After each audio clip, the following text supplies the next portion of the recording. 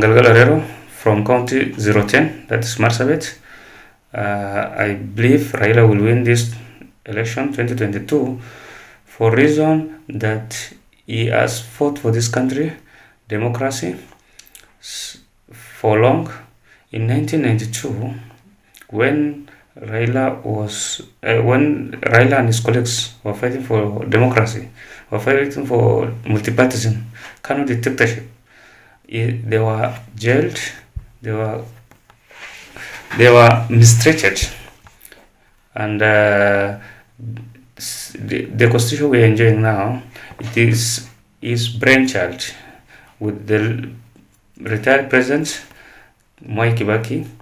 Now, the benefit of the revolution that we are enjoying, that makes even deserts a hub of business like Marsabit, is the reason as to why Kenyans should support Honorable Raila Odinga for bringing devolution, bringing money closer to the people, or development closer to the people. Is also development oriented beyond even Kenya. Look at the plan that he expected for being the AU envoy, or special envoy for infrastructure, connecting Sub-Saharan Africa, connecting Cairo to South Africa. So he thinks future of Africa, not only Kenya. Not only Kenya, so he deserves to be given opportunity in this old age. For us, the young generation, it's a reward for sacrifice he made throughout his life.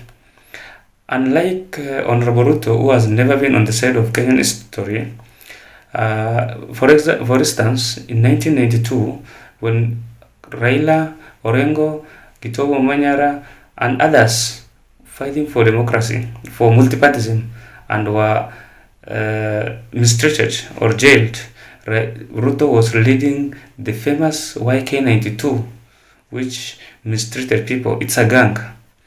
In 2002, when Moi pronounced Uhuru as his project, and others resisted and walked out of Kano, he remained and supported what other Kenyans resisted for his own benefit. Hi Manyora, my name is Robert from Kisumu.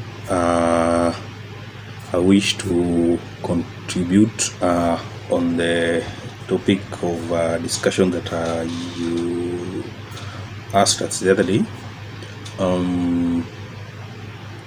For me, as a person, I'll go for Raila based on what I've seen in him as a politician, because he's someone who has been in politics for so long. He understands the game.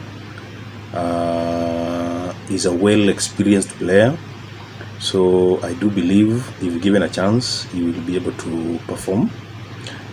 He's somebody who has been tested and proven during his time as the Minister of Roads back in 2003 and in 2008 when he became the Prime Minister.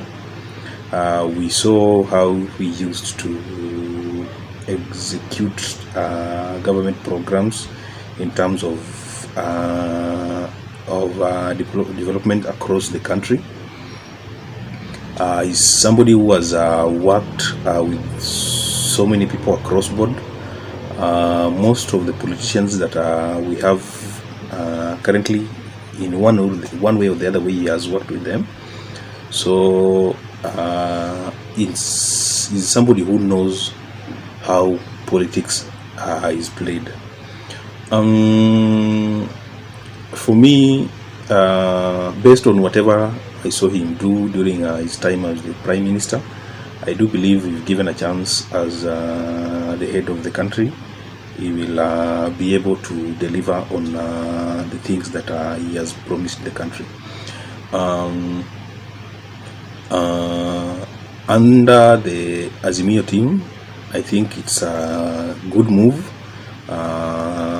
which its main objective is to unify the country, But you know, as a leader or as a politician, in the event you will try to unite to unite the country, there are people who will fight you in one way or the other way. So to me, that is common. But if you compare him to the other team, you see the other team, the way they are playing their politics, it is surrounded with so much hate and anger, and for their politics, it is surrounded with so much hate and anger, and for politics, that is not the best road to go or the best way to play politics. Because you know, when you make a decision, even in your house, when you make a decision as a father or as a mother in your house, and you are making a decision when you are angry, definitely the decision that you will make will be a bad one, and wouldn't wish to go that way. So the other side has issues. I'm not saying that Azimio is perfect, because each one of these politicians have their own shortcomings. But at the end of the day, when you put them now on out there and you try to weigh between the two, because at the end of the day, these two leading presidential candidates, they are the ones whom we are going to elect. It's either it's going to be Raila or it's going to be Ruto. So if you put the two together, to me, I'll go for Baba. As I finish, I want to urge my fellow youths, because I know they view this your channel. I want to urge them not to be used by these politicians, because at the end of the day, it is not your tribe that defines who you are as a Kenyan, but it is how you behave to the rest of your fellow countrymen.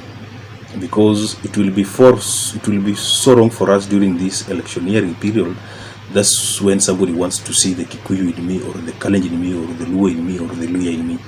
I think that's where we get it wrong. We need to play our politics the way Tanzanians play their politics. It is politics based on issue. It is issue-based politics, but not these other things which are not helpful, helpful to us as a nation. Thank you so much, and we hope that this year will be the year of change, and we hope that as we move forward as a country, we'll move together. The politics things which come and go, but the country is going nowhere. We are here today, tomorrow we are not there. So I just want us to play safe politics and respect towards each other. Thank you so much. God bless you. The 2022 elections, let's Ruto forget about the 2022 elections. So I have a 4-part criteria which I want to use to justify myself, or the reason why I'm saying that Ruto is going to lose the 2022 general elections.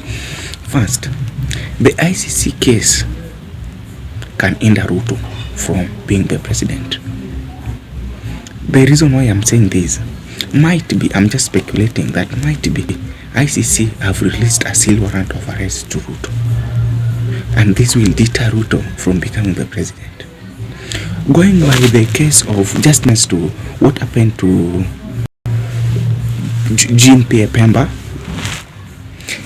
Pierre Pemba, we know that Pierre Pemba was a vice president, and he was also running for the presidency.